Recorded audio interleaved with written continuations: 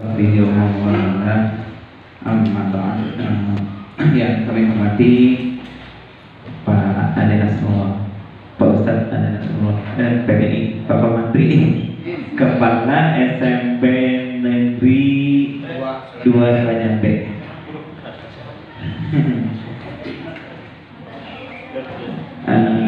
Yang kami hormati juga rekan-rekan Bapak Guru PAI, GMP, tugas kuliah, sambil periksa teknis peralatan perlengkapan yang ada di sini. Pada hari ini adalah hari terakhir ya untuk MGMP.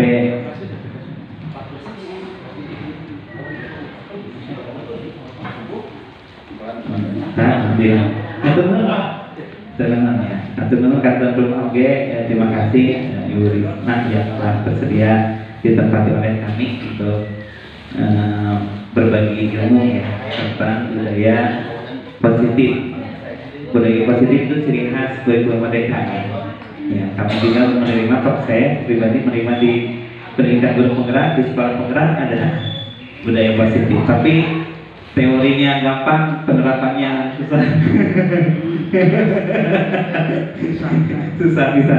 Maka kita mudah-mudahan kalau semakin banyak yang memahami tentang budaya positif, maka akan semakin mudah menerapkannya. Kalau yang paham cuma 1-2 guru, menerapkan ke seluruh susah, bingung. Ya. Hanya paling saya juga baru sebatas kulitnya saja, pendalamannya kurang. Jadi sehingga susah, kesulitan untuk menerapkannya. Karena budaya positif ini selama itu kita dididik dengan budaya yang netral atau bukan bernegatif ya, netral yang bahwa itu budaya tidak positif. Yang tidak positif biasanya kan ada hukuman, ada apa gitu ya, ada reward, punishment. Kita kan pahamnya dari dulu seperti itu. Nah, ini akan dibedah akan seperti apa budaya positif.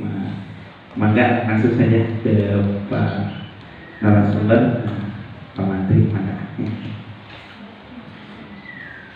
Terima kasih Pak Haji selaku Ketua MGMP Gugus Kuningan atas waktunya. Assalamualaikum warahmatullahi wabarakatuh. Bismillahirrahmanirrahim. Bismillahirrahmanirrahim. La yasrifu su'adillallah. Bismillahirrahmanirrahim. Maka nikmati Allah. Bismillahirrahmanirrahim. La hawla wa la quwwata illa billah. Bismillahirrahmanirrahim. La yadurru ma syai'un fil ardi wa la fis samai wa huwa as-sami'ul 'alim. Bismillahirrahmanirrahim. Alhamdulillahirabbil alamin. Wal 'aqibatu lil muttaqin wa la udwana illa 'alal zalimin. Asyhadu an la ilaha illallah wa asyhadu anna Muhammadan 'abduhu wa rasuluh. Allahumma shalli wa sallim ala sayyidina Muhammadin wa ala alihi wa sahbihi ajma'in. Qala rabbi shrah li sadri wa yassir li amri wa hlul 'uqdatam min lisani yafqahu qawli. Amma ba'd.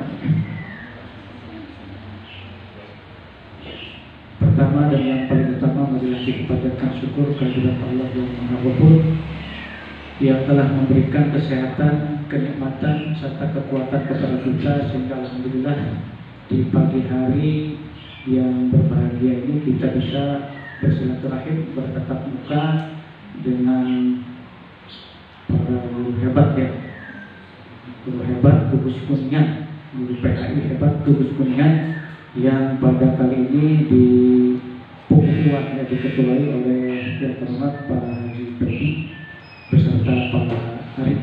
Mudah-mudahan Allah senantiasa memberikan maghfirah, barokah serta ridhonya kepada kita. Salawat dan salam semoga Allah curah limpahkan pada junjungan kita Habibana wa Nabiyana Muhammad sallallahu alaihi wasallam, kepada keluarganya, para sahabatnya, tapi dan kepada kita selaku umatnya yang mudah-mudahan mendapatkan syafaat hikmah yang dijajah. Amin ya rabbal alamin. Yang saya hormati Ketua Gugus MGMP PAI Kabupaten Kuningan beserta jajarannya, guru pendidikan agama Islam dan budi pekerti Gugus Kuningan yang saya hormati dan banggakan. Alhamdulillah, wasilahnya saya mendapat undangan dari Ketua Gugus Pak Haji Freddy dan Sekretaris Gugus Pak Ali. Kita bisa kembali bersua ya, setelah beberapa saat ya, kita tak lama berjumpa gitu ya, karena terus terang saya pribadi juga berasal dari Gugus Kuningan. Iya, ketua Dari Gugus Kuningan, ketua Gugus 2 periode yang lalu. ketua kelas sekretaris lantai kotak di Lebuan. Alhamdulillah kembali kita bisa bersua ya, bersilaturahim. Mudah-mudahan wasilahnya dengan kegiatan-kegiatan ini ya, ikatan batin, ikatan silaturahmi kita tetap ya bisa dijalin ya. Dan mohon maaf, sebetulnya ilmu ini Bapak Ibu sudah punya ya, sudah punya sebetulnya ya, hanya tinggal mungkin ada penguatan saja ya Pak Haji ya, karena terus terang jauh ilmu saya dibanding Bapak dan Ibu. Saya sih tidak ada apa-apanya gitu ya. Cuma saya berpatokan kepada gini, Ustaz, jadi mundur makola, tandur makola. Jadi tong lihat si Ade Nasrullah menyariosna menawi tinggalin kenaon di jadikan hai orang saling berbagi, saling mengembangkan demi kita sama-sama dakwah hal melalui mencerdaskan putra-putri kita di sekolah masing-masing. Karena terus terang yang namanya budaya positif ini hampir punah ya, hampir punah, hampir tidak ada karena seiring dengan adanya digitalisasi ya, hampir hancur ini ya.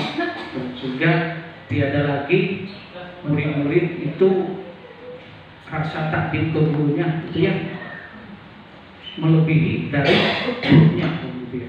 Takdimnya itu kurang gitu ya. Ini kita mari tumbuhkan kembali ya yang namanya kebudayaan-kebudayaan yang sifatnya positif ya, sehingga bisa mendukung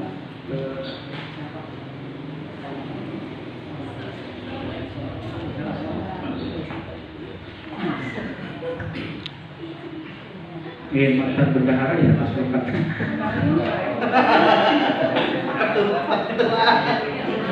Pengurus lama udah lengkap.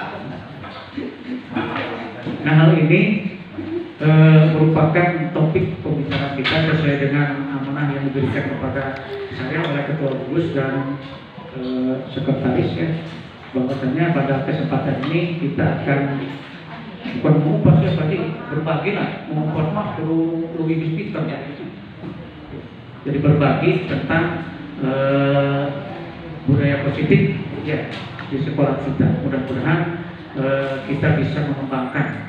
Yang terus terang saya lihat ya perkembangan budaya positif di sekolah Bapak Ibu sudah mulai berjalan. Baik Bapak Ibu yang saya hormati, sebelumnya mungkin ya untuk aktivitas biasanya saya mengelompokkan dulu Pak, sebelum mulai pada pokok mengelompokkan Bapak Ibu ya, mudah-mudahan dari kelompok satu ke kelompok yang lain kita bisa saling berbagi ya, kita saling mengembangkan. Untuk itu mari kita membuat kelompok terlebih dahulu ya sebelum melanjutkan materi ini. Gimana maksudnya? Kayak 20 yang salah ngurus saya waktu itu, tapi yang hadir sampai siapa itu? Atau gini aja, pokoknya minta 4 kelompok kan? Kelompok. Minta 4 kelompok, terlalu Bapak Ibu membuat kelompoknya. 4 kelompok kan? Di 4 kelompok. Berarti kelompok 1, 2, 3, 4 ya. Bapak-bapak bagi 2, ibu-ibu bagi 2. Iya, mending satuan terpisah memang. Satuan terpisah. Iya. Iya. Ibu-ibu bagi 2, bapak-bapak bagi 2. Ya. Ayo, patah, Atau 4. Tilu, 4 berarti lu kayak ngatas di sana. Berarti ibu-ibu bagi 2, oke. 4 belas, 4. 2. Tadi ada pin tadi. Dia 2 kilo opat gitu.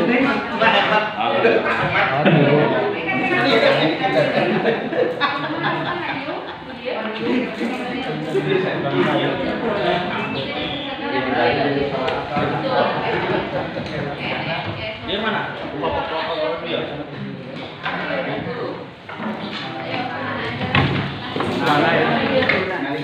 Jangan.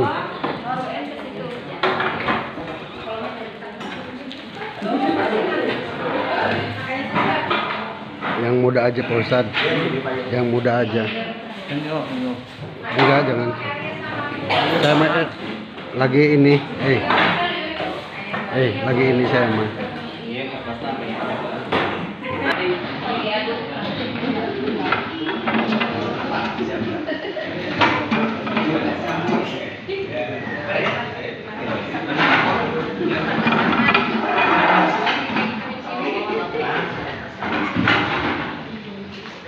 Baik, dapat menceritakan pribadi Bapak Ibu tentang pelanggaran di sekolah, di mana Bapak Ibu menjadi orang yang harus menindaklanjuti.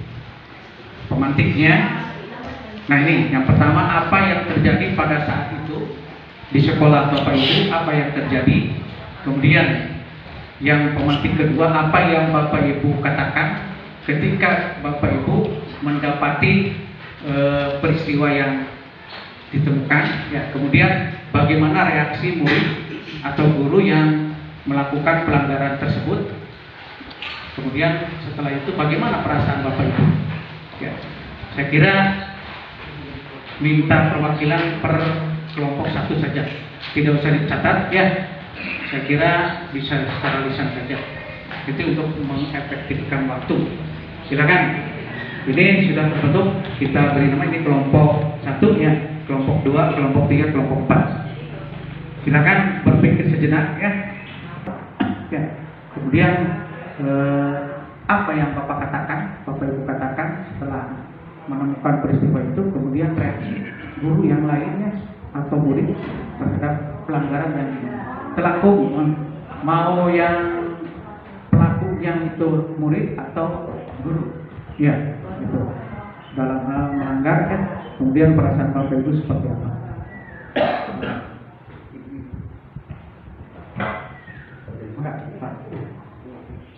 Terima kasih atas waktunya. Mungkin pada kali ya dari kelompok satu mana yang bikin sasarannya tentang yang terjadi seperti yang saya alami, seperti anak yang rambutnya gondrong, itu kan pelanggaran di tempat tertib.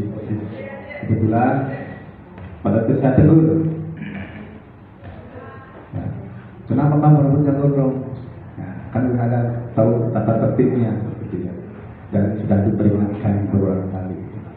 Ternyata dia juga bilang, Pak, emangnya rambut mengganggu belajar? Itu yang pertama. Yang kedua, itu kan rambut itu kan rambut saya. Bapak tidak berhak untuk potong. Dan kalau Bapak mau berani potong, saya akan laporkan.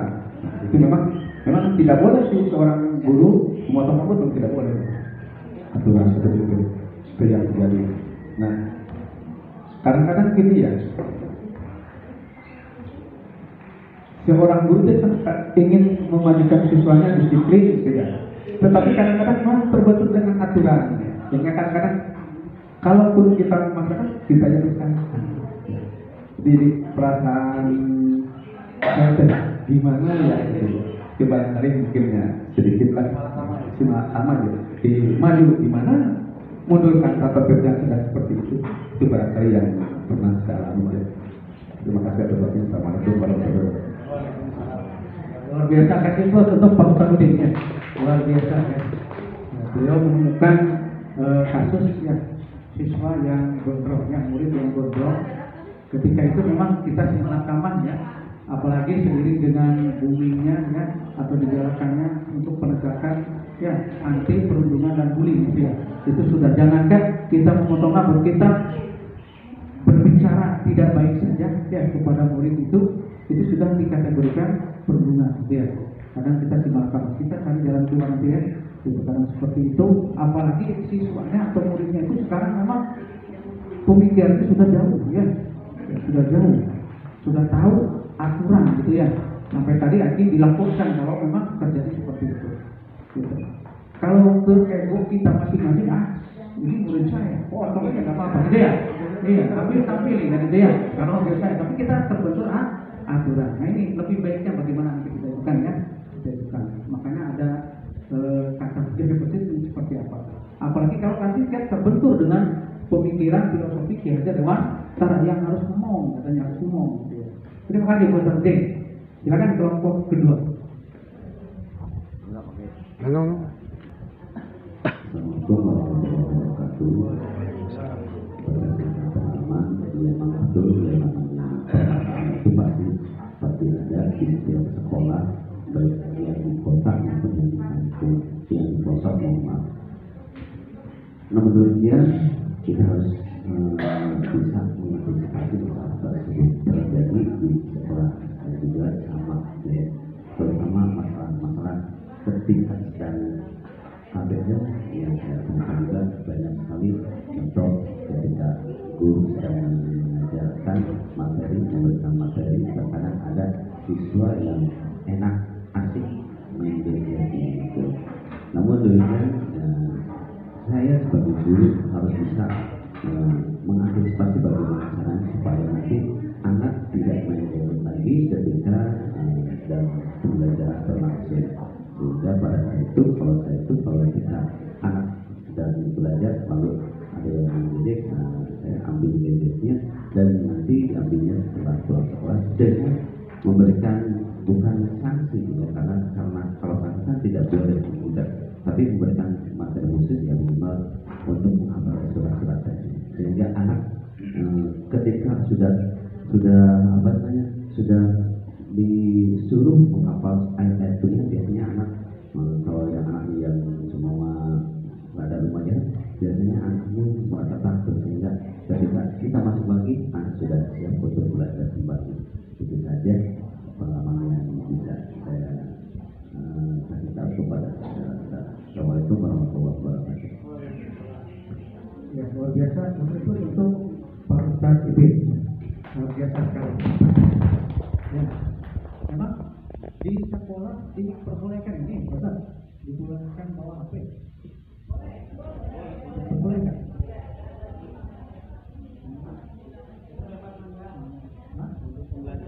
Iya, nanti.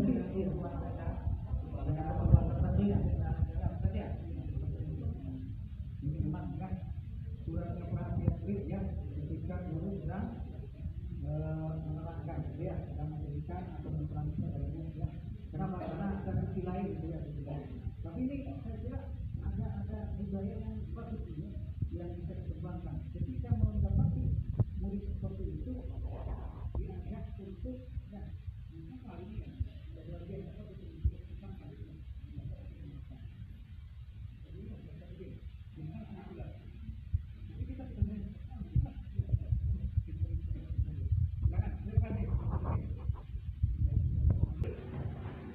Kapayunan mangga kapayunan. Nah, ini budak ini ada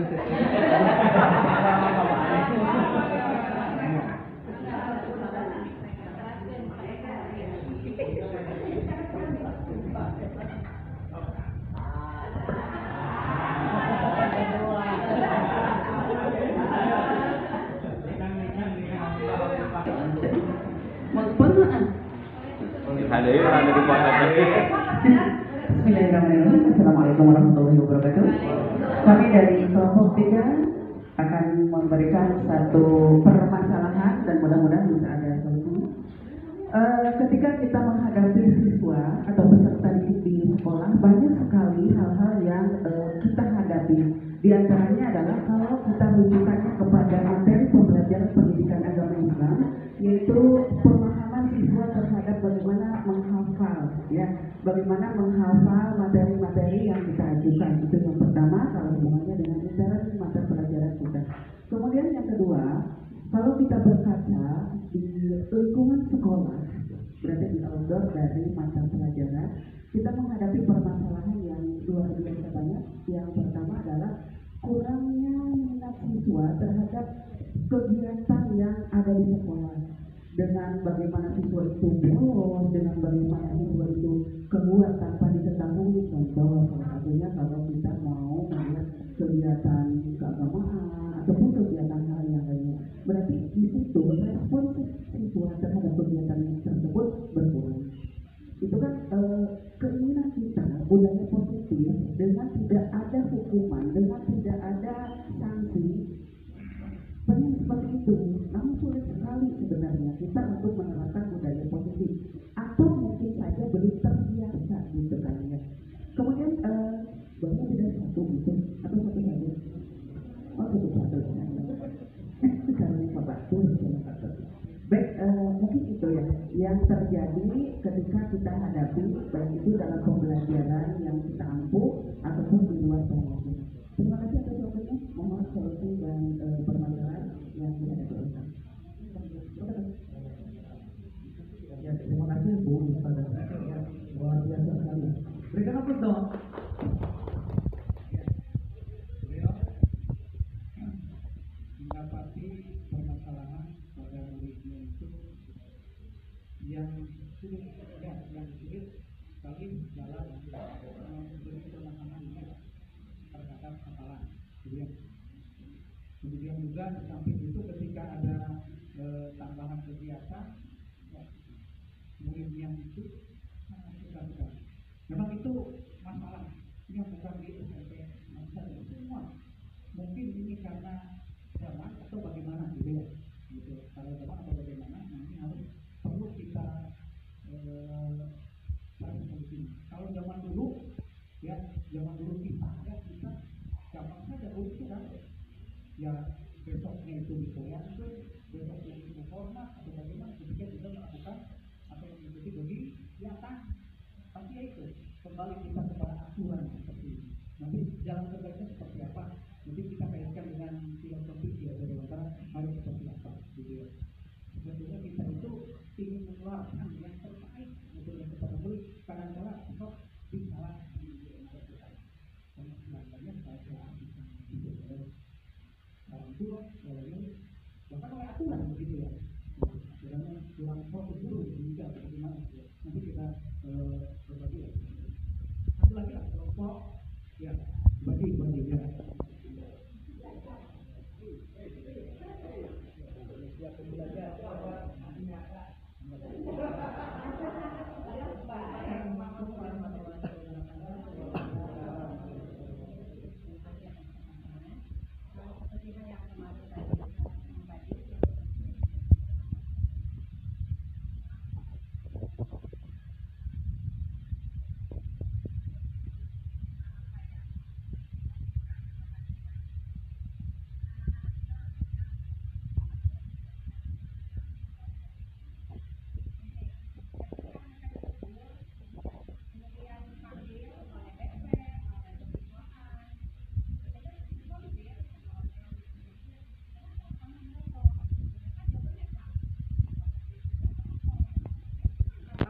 Ketika kamu merokok, nggak apa-apa.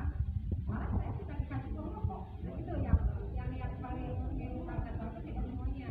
Jadi ini kita seperti apa? Kalau menghadapi siswa yang seperti ini, yang luar biasa, itu kan ada beberapa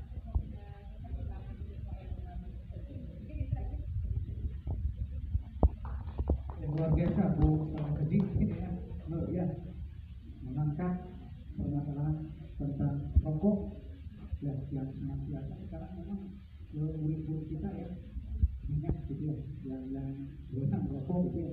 Sementara ini mungkin ya rokok itu sangat digandrungi oleh murid, tetapi herannya saya nih yang tes sekarang ya apa setiap sekolah itu yang nilainya turun itu adalah tentang rokok, tentang obat, ya setiap sekolah itu.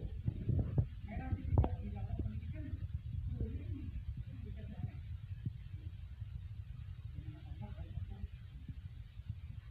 Nah ini permasalahan ini memang terjadi di setiap sekolah.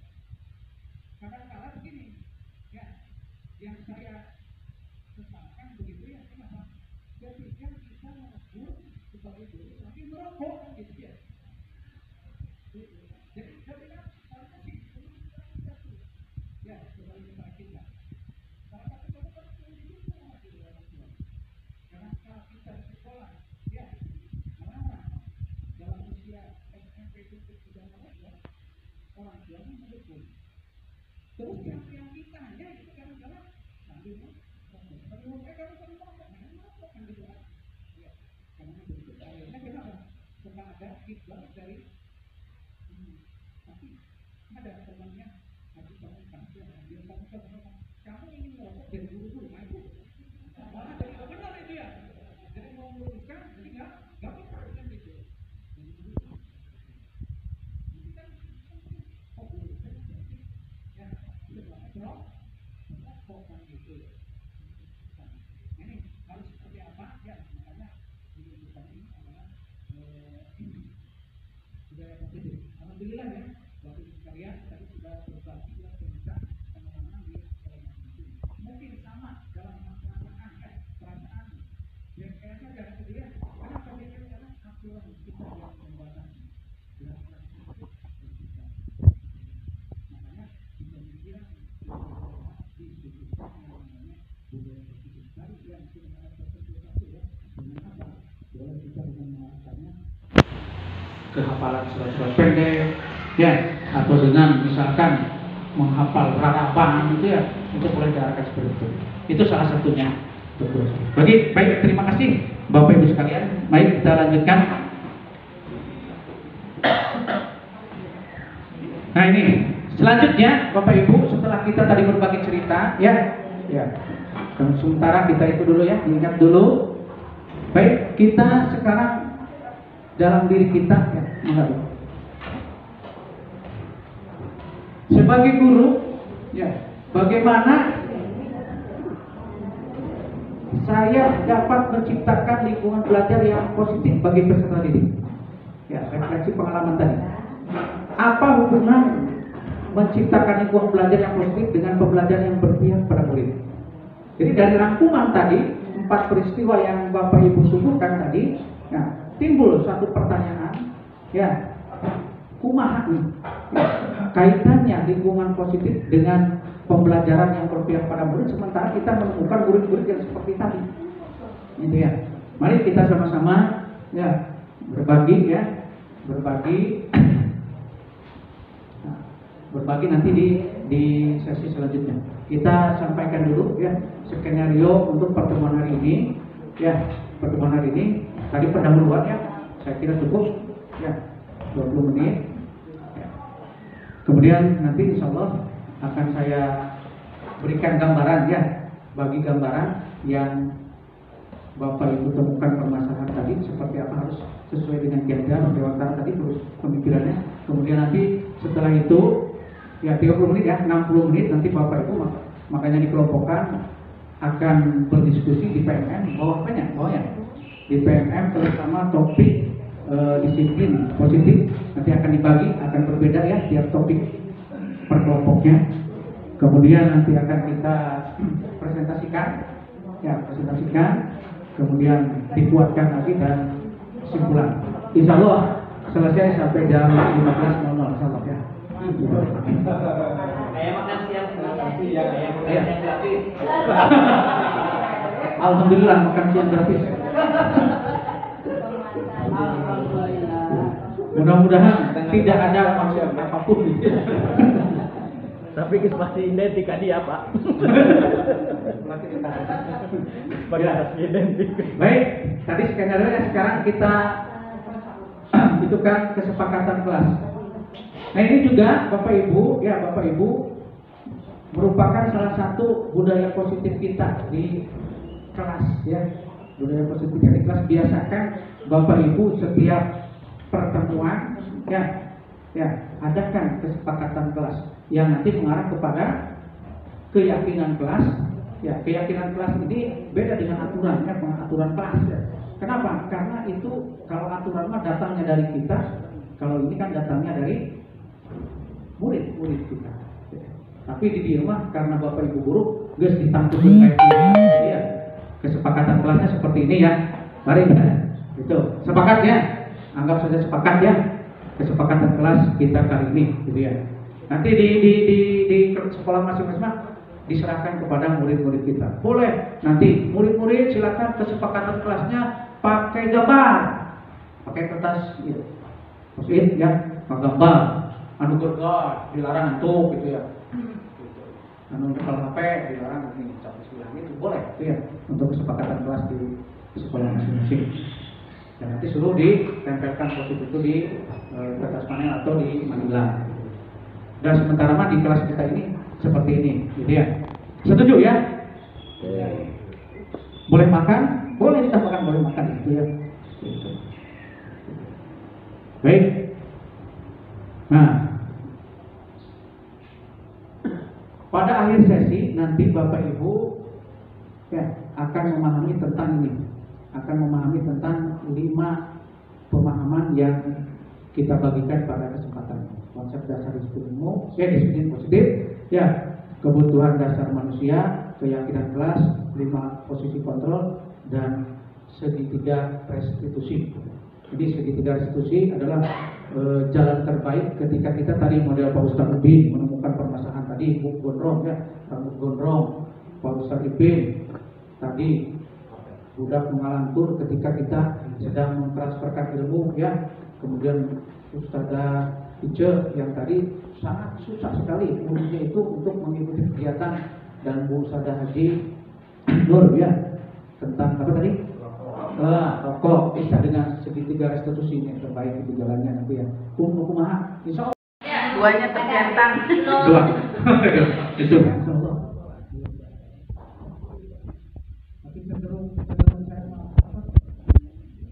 Kurang jelas. Saya sendiri tidak punya guru gitu.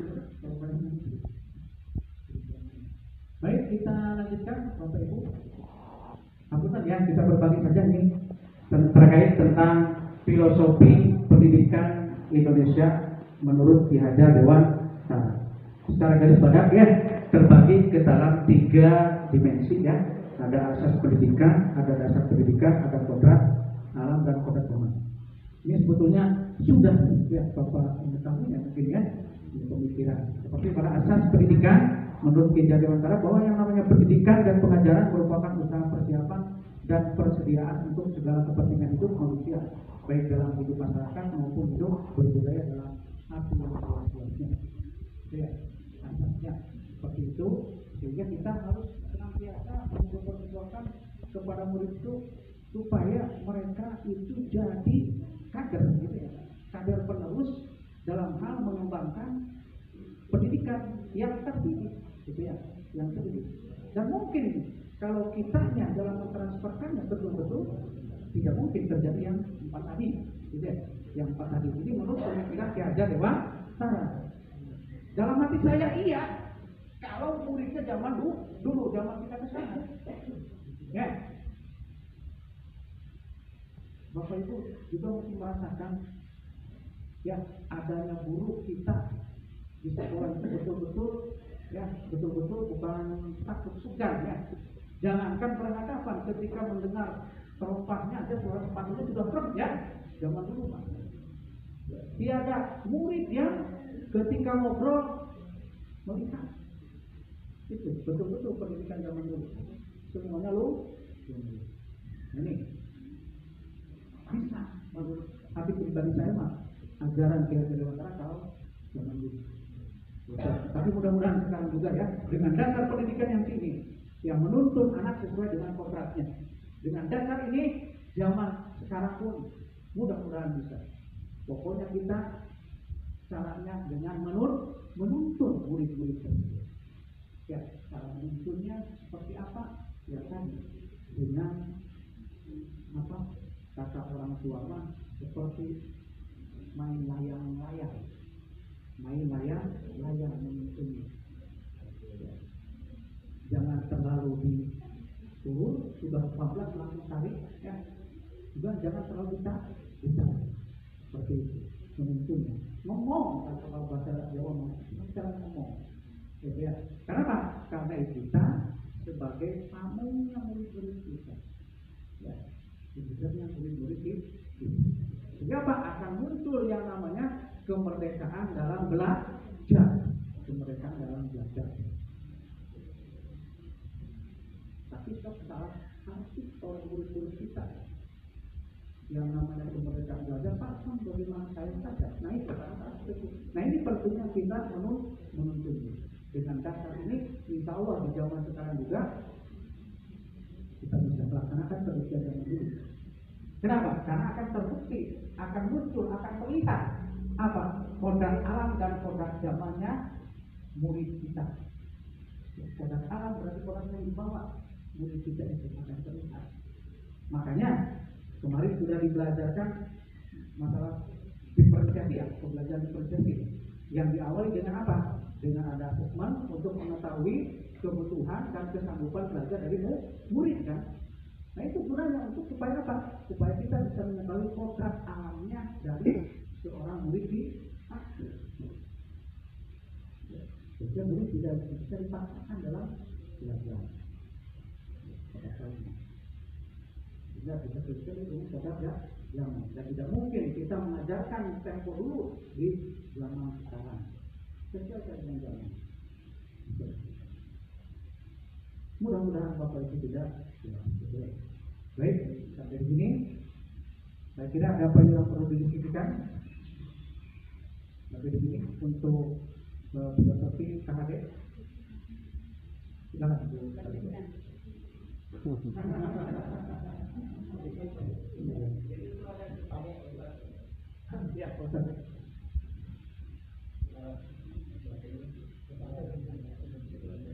Ya, ya sedikit berkaitan dengan pendidikan sekarang gimana ya?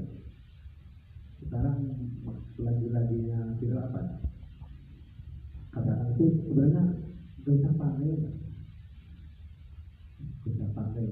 Toh yang sebenarnya yang sama nggak jadi apa-apa, bahkan yang tidak pandai jadi yang berarti ya seperti itu untuk mencontohkan seperti itu. Dan memang hal ini juga dicontohkan di pemerintah. Orang yang di atas itu melakukan juga seperti itu.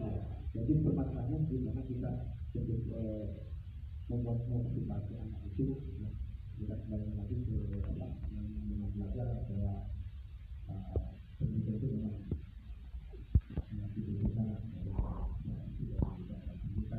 bisa kadang-kadang itu menjadi lalu maka kadang-kadang kayaknya yang sekarang dulu nggak ada itu juga belum ada dulu aja tapi kalau dulu juga itu mungkin Terima kasih. Mungkin kan terkait dengan ada sebuah tadi kan Bapak kita itu belajar itu tidak usah pandai. Kenapa? Oh pada intinya yang banyak berat itu yang tidak pandai. Nah ini justru pemikiran ini kan. Pemikiran ini kadang-kala menciutkan ya murid-murid kita untuk enggak. Nah kumaha cara ini menerapkan ya Pak? Cara itu dengan cara apa? Tadi kita adanya perizinan. Contoh tadi kita surkan lah. Andai si murid itu layang-layang surkan sok rumah karyana. Ya. Tapi ketika sudah luar batas kita lanjut. Jangan sampai di situ. Dengan kata lain, ya dalam hal ini kita tidak perlu dengan apa namanya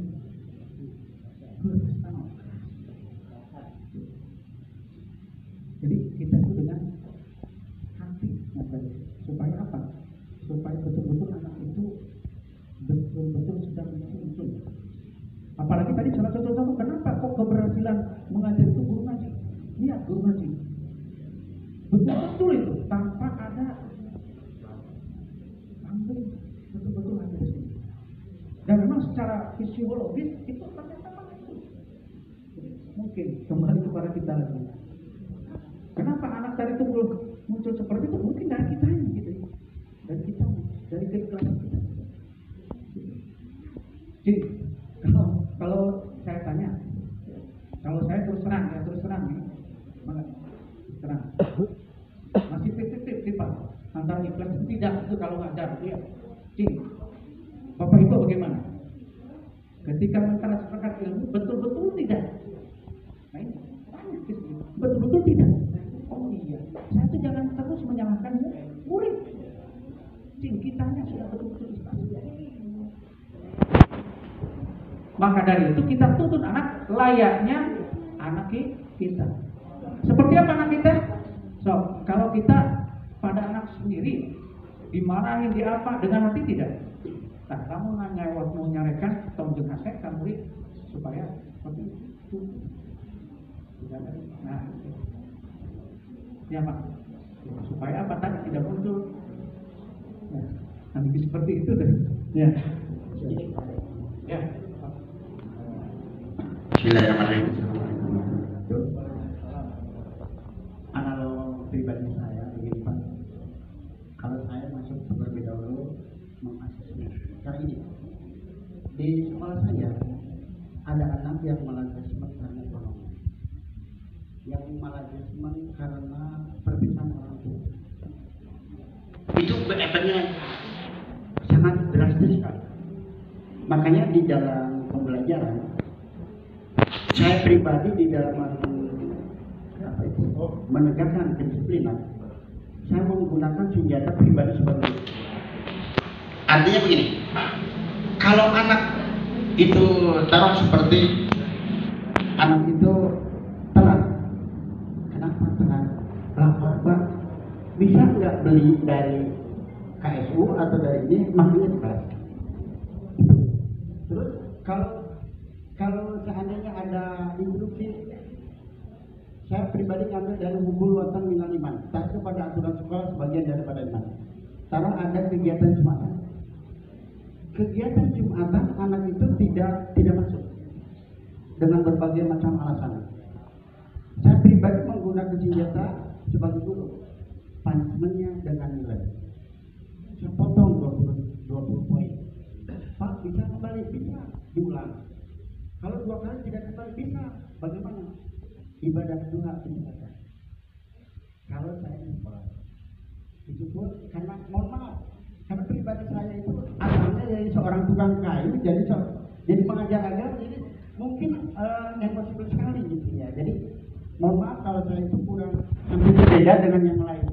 Metode saya seperti itu, karena saya pernah di SLB, jadi otomatis saya harus mengasesmen dulu anak. Karena ada anak ini hafalan terus bisa. Yang pertama saya ucapkan punya dosa enggak sama orang tua? Enggak Pak. Tidak ada anak yang tidak punya dosa sama orang tua. Minta maaf lah. Sekali, 2 kali, lalu ditanya lagi. Sudah minta maaf? Belum Pak. Lalu ditanya lagi.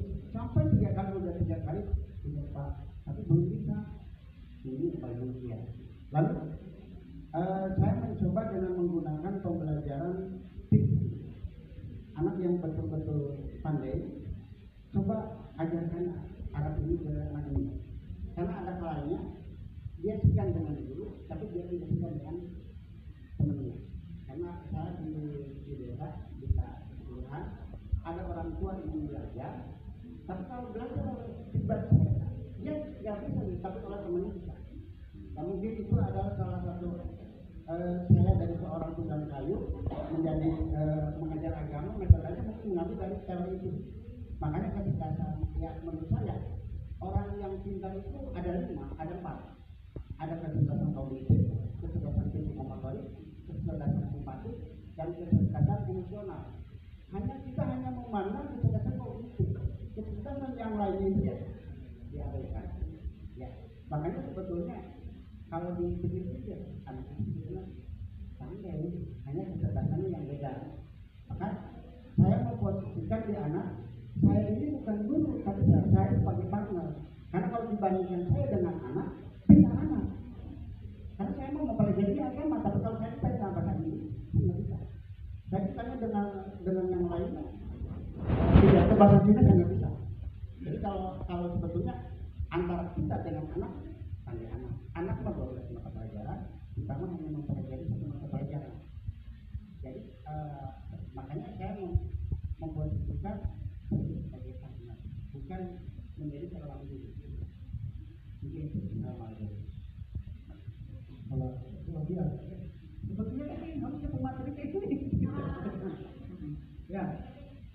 Tapi sudah tadi yang kontak ini Pak Ustadz pada Kunci daripada Haji ya sejauh kenapa? Ya ini terbenturnya ya kita dalam hal menegakkan disiplin pada murid ya dengan guru dengan rukun bisa solusi salah satu solusi adalah apa? Poin. Jadi poin. Saya ingat waktu di pesantren kan, di pesantren di Bogor di situ ya. Jadi hingga satu kali 10 poin. Anak tidak apa-apain, saya tidak apa-apain. 10 poin pokoknya. Kalau mau di sini tembus 10 poin itu dengan uang 100.000. Kalau 10.000. Ya. Dengan apa? Hitam atas putih. Minggat lagi atau melanggar lagi 20 poin. 20.000 kalau dulu ya, sekarang 100.000 mungkin. Katakan lagi yang terakhir kasih bendera hitam. Ya, diberikan bendera hitam. Kenapa? Dikeluarkan dari pesantren. Nah, ini untuk mengantisipasi perundungan.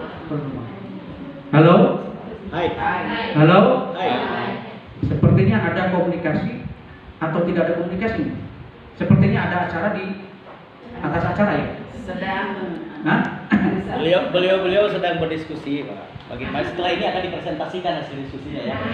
Ya, nanti saya tidak usah berarti ya, tidak usah ngomong. Silakan berdiskusi. Tadi di kesepakatan kelasnya tadi nanti sesi diskusi ada ya? Ada nanti ya. Kalau toh mau diskusi sekarang, mangga. Saya diam. Ya, silakan.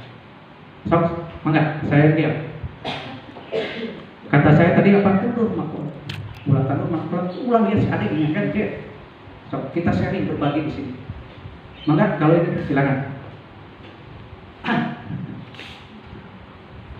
Menanggapi Pak, Silakan. yang tadi dengan permasalahan yang disampaikan oleh Pak Ustadz Rohimin terkait masalah dengan sanksi poin itu ya, itu sudah saya lakukan.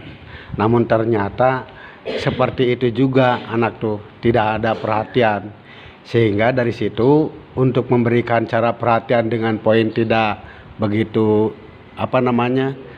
menyimak gitu ya, tidak peduli lah, tetap aja mengulang seperti itu. Bahkan dia izin ke belakang, tahu-taunya jajan di warung gitu, sering begitu nongkrong gitu.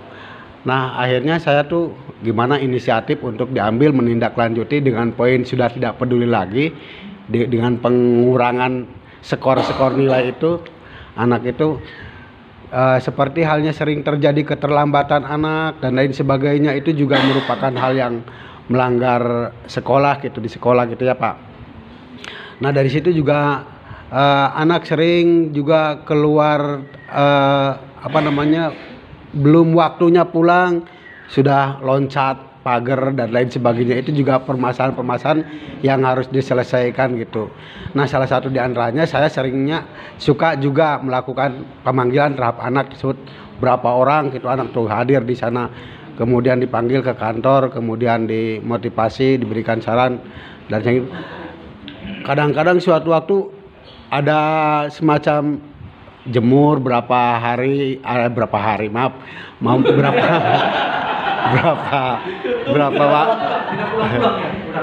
waktu gitu. Kemudian ini untuk mengklirkan suasana ya. Kemudian anak juga dikasih juga selain penjemuran juga diambil sanksi untuk membersihkan musola. Kemudian juga atau enggak, ini juga ada lagi kasus ini WC juga semacam itu. Itu barangkali yang saya juga sering mengalami seperti itu. Barangkali itu saja Pak Ustadz, terima kasih atas materinya. Karena gini, kalau saya itu menerangkan dulu bahwa ciri autis begini. Indigo gini.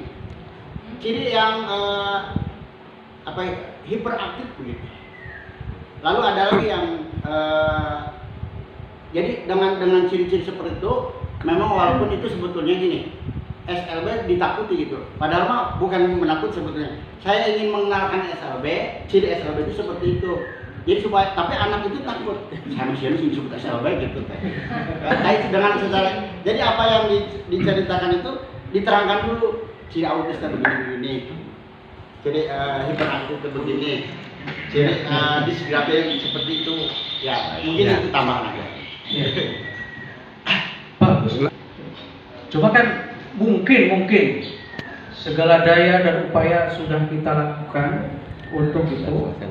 Jalan terakhir kita kan dalam hal mendidik, mengarahkan itu tidak sendiri. Andilnya orang tua, andilnya komite, komunikasikan dengan itu. Beri SP1, panggilan, dan sok kita berbicara bareng. Kalau segala hal yang tadi kita lakukan sudah dilakukan, komunikasikan dengan anaknya, sudah di stressing anaknya, gitu ya, harus dilakukan.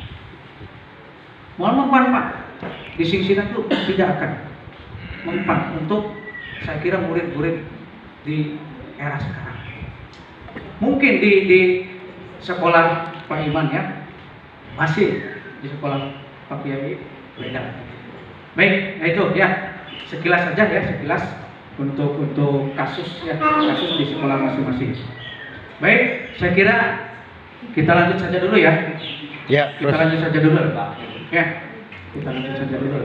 Ini sudah mengembang jauh ya, sudah mengembang jauh. Sementara harapan saya bukan seperti ini nanti ya. Tuh, sudah mengembang jauh gitu ya. Gitu. Tapi intinya bagus semua ya. Bagus semua, juga bisa saya transfer ya dan dikembangkan di sekolah saya sendiri. Bagus Pak. Baik. Ini yang dimaksud ya sekarang sebenarnya.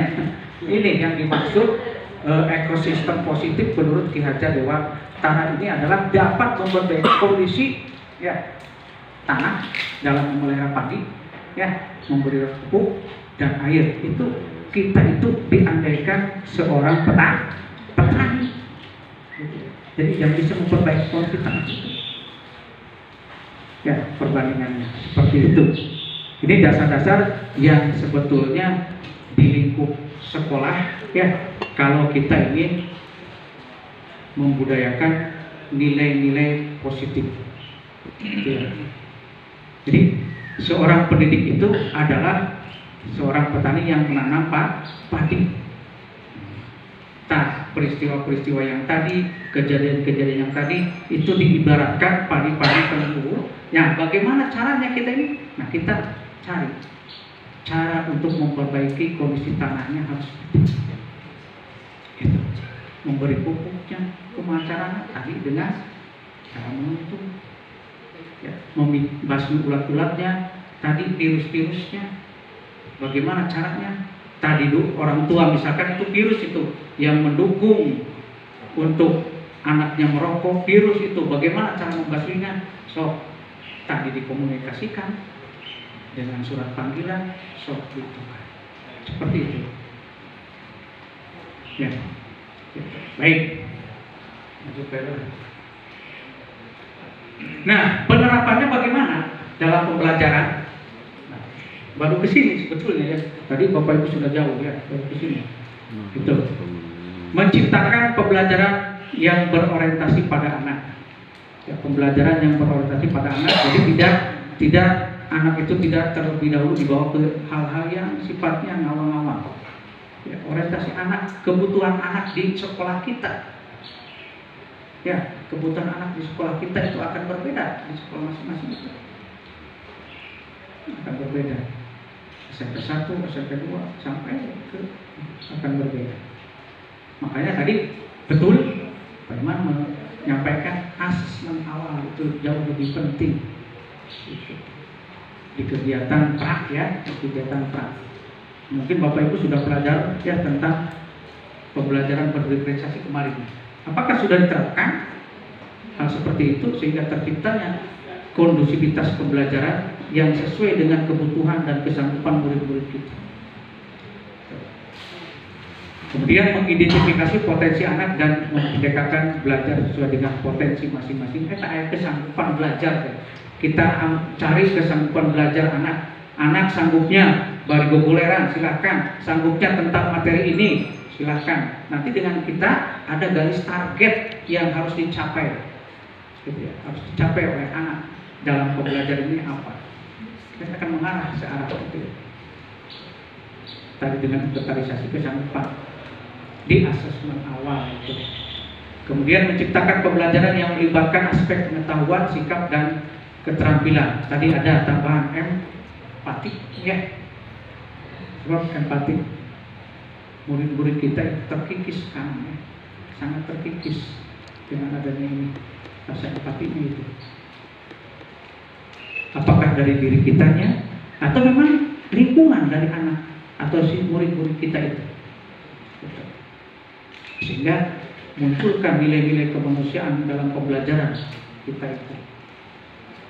Kan bisa jadi kita ajak anak itu ke lingkungan masyarakat yang terkena bencana atau apa sih? Apa penilaian murid-murid kita itu dengan kondisi itu? Itu menciptakan. Kemudian juga ini yang sedang digembar-gemborkan ini profil pelajar Pancasila. Yang ada berapa dimensi? 6 dimensi ya, nanti kita lihat. Nah ini lanjut saja. Baru jam 4:04. Ini disiplin positif. Ini merupakan awal dari perkembangan budaya positif. Nah, berarti harus kembali kepada kita dulu. Kita dulu ya, ketika kita ingin ya membudayakan nilai-nilai positif. Sehingga kalau kita aja sudah positif, yang memiliki disiplin positif, rekan kita aja. Ya, ada. Baru bisa mengatasi. Dan kadang-kala di kita malah mau bergerak sendiri, ya bergerak sendiri, nanti disangkanya ingin memonopoli. Ciptakan lingkungan positif dengan rekan-rekan, ya baru kita kembangkan budaya positifnya. Itu terus kedua dari menciptakan budaya positif di lingkungan kita.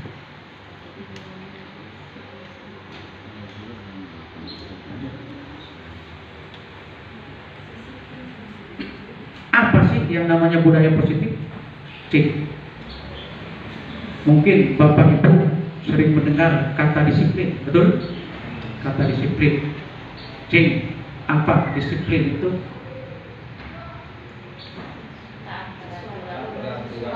Suatu tindakan yang sesuai dengan aturan. Sesuai tindakan sesuai dengan aturan. Disiplin. Ada lagi? Aturan yang sesuai aturan, tindakan yang sesuai aturan.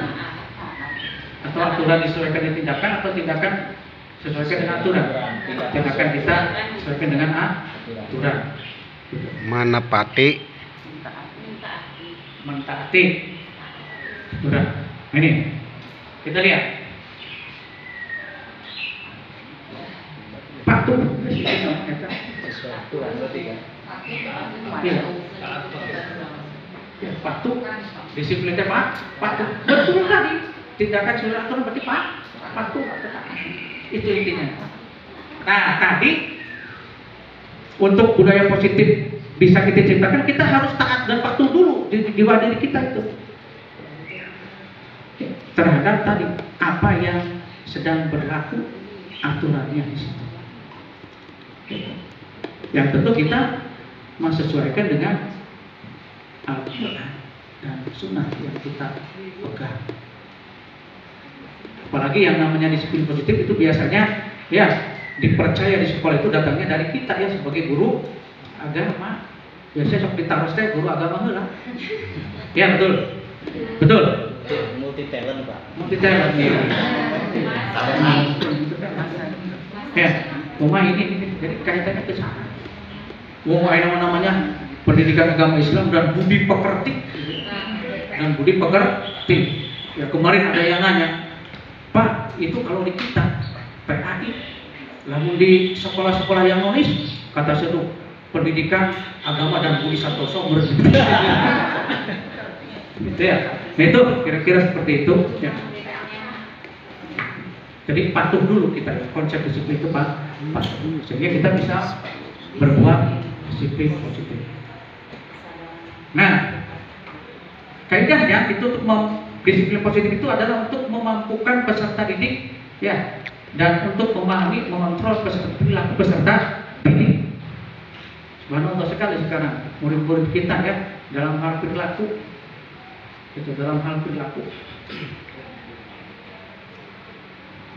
Kita mah dari hal terkecil saja, pemberian yang banyak mah tidak.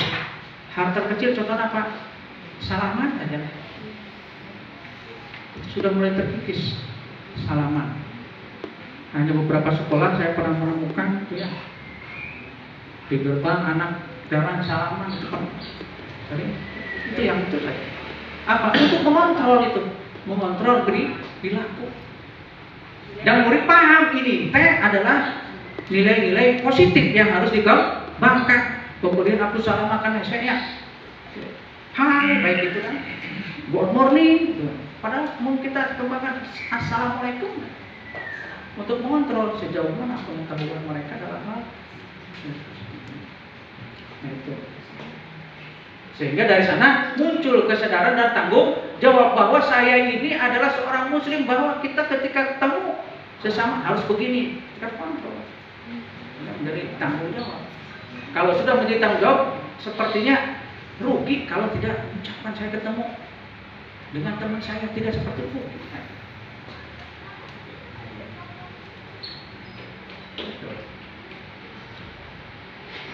Kenapa? Karena itu adalah salah satu penumbuhan pribadi murid-murid kita untuk supaya dia tahu berarti saya itu kalau ingin dihormati, hormati dulu orang lain seperti itu. Caranya saya dengan nilai positif ini. Nah itu. Hanya sebagai pendidik tentunya kita dulu ya, kita dulu lah. Alhamdulillah ya di kita mah sudah lumrah ya, sudah biasa ketemu teman salaman ya. Ahwan ya. Akhwat ya. Sudah lumrah ya. Sehingga murid itu melihat kan. Jangan sampai tadi seperti nyarang maroko bari ngaroko gitu. Seperti itu. Jadi kita tanya dulu kembali. Oke. Bapak Ibu sekalian, kira-kira menurut Bapak Ibu hubungan disiplin positif dengan pelaksanaan pembelajaran yang diberikan pada murid harus seperti apa? Atau ada didiskusikan dulu yang tadi perlu didiskusikan terkait tadi mengontrol. Udah, ini aja dulu.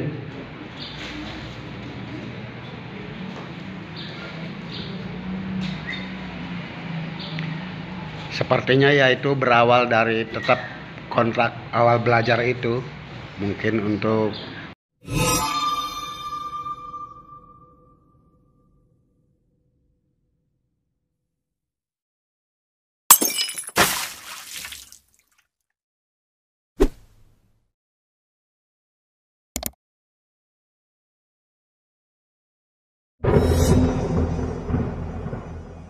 karena suatu waktu anak itu sedang asiknya beberapa siswa maju ke depan langsung bilangnya Pak mau izin ke belakang dulu. Sering itu terjadi seperti itu.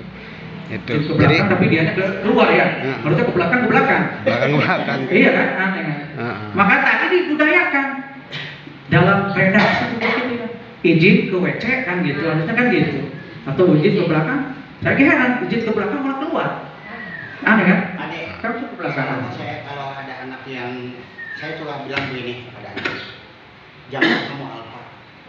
Kalau alfa sekolah, apa bedanya dengan korupsi? Apakah salah itu? Alfa sekolah. Alfa ya. Karena saya cuma mengusahakan jangan alfa. Apa bedanya dengan korupsi?